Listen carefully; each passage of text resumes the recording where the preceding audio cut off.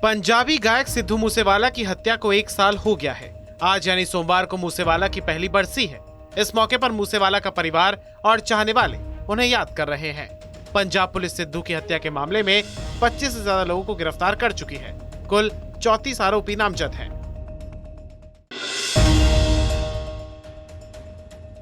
पंजाब कांग्रेस के नेता नवजोत सिंह सिद्धू दिल्ली दौरे पर हैं। इस दौरान उन्होंने कांग्रेस अध्यक्ष खड़गे और राहुल गांधी से मुलाकात की। इस मुलाकात को उन्होंने गोपनीय बताया, लेकिन आम आदमी पार्टी के साथ गठबंधन को लेकर उन्होंने प्रतिक्रिया देते हुए कहा, अगर पार्टी के साथ वैचारिक मतभेद है तो 2024 में गठबंधन नहीं हो सकता। देखिए, एक बात आप समझ लीजिए कि विचारिक मतभेद जहां हो वहां अलायंस नहीं होती गुरु, समझे नहीं?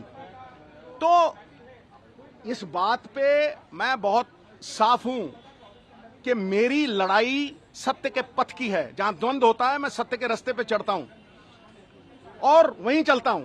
When in doubt, I walk straight and I do not compromise on moral.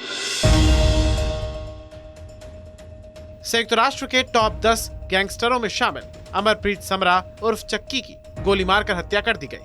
Amarpreet Vancouver में शादी समारोह में हिस्सा लेने के लिए आया था। इस दौरान रात को डिनर और डांस के बाद जैसे ही समारोह स्थल से बाहर निकला तो ब्रदर्स कीपर्स ग्रुप के गुर्गों ने उस पर ताबड़तोड़ गोलियां बरसा दी। घटना कनाडा के समय अनुसार रात को करीब 1:30 बजे हुई है।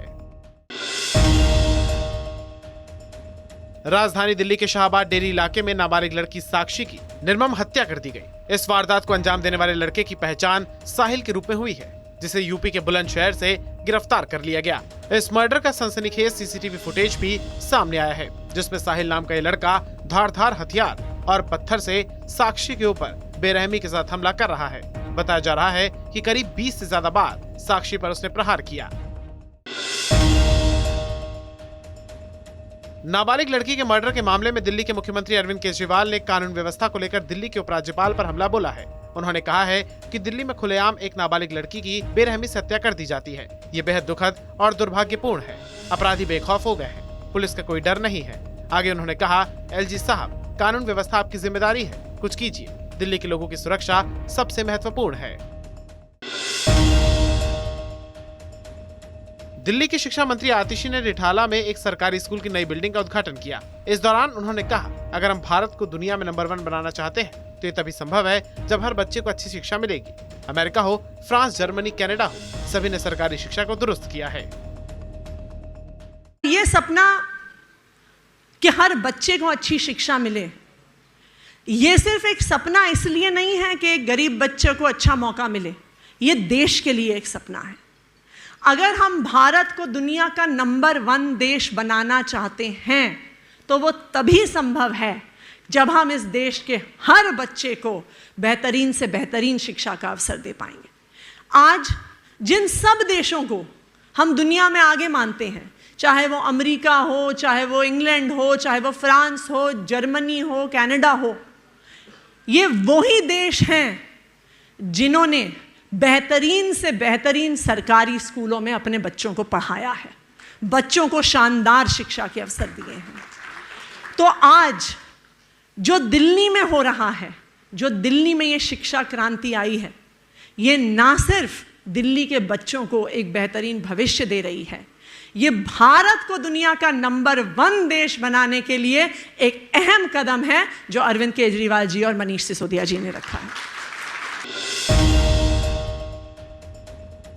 हिमाचल प्रदेश में डॉक्टरों को दिए जाने वाले एनपीए यानी नॉन प्रैक्टिस अलाउंस को सरकार ने वापस ले लिया है, जिसके बाद लगातार डॉक्टर धरनारत हैं। इस कड़ी में Himachal Pradesh medical officer association NPA बहाल होने तक स्ट्राइक जारी रखने का निर्णय ले चुका है। आपको बता दें, डॉक्टर्स को बेसिक सैलरी का 20% एनपीए मिलता था, लेकिन सुक्खू सरकार ने राज्य की वित्तीय हालत को देखते हुए इसे बंद करने का फैसला ले लिया है।